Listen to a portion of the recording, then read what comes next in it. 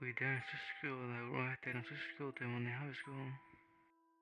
Vi tog sig mot supergod lärare. Tack för att Shrek han i år, säger jag. Han säger, det var vonalt att vara samvet här. Nej, det kan det inte. Jag vet mig vi om det var det jag trodde.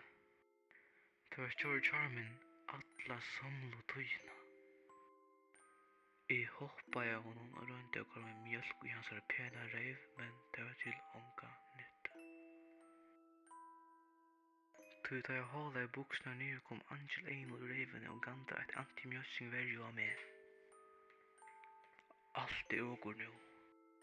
Bant av morsen ved dette av gandnum kom Shrek, dette han gjorde hersnum. Yes. Og da vi visste av, for Shrek til charmen og skratt i morsen hans her, og oss det var noe vitt høy. Angel ein og rønte røyma, men Shrek tok sin mjölk bort fram. Angelen ble løsko, og Shrek tok gantingene av meg, og gav meg en av mjölkakjeldu. Jeg var heim i en av sår i reivene, jeg var så åker støtt pilso. Shrek kærleiki.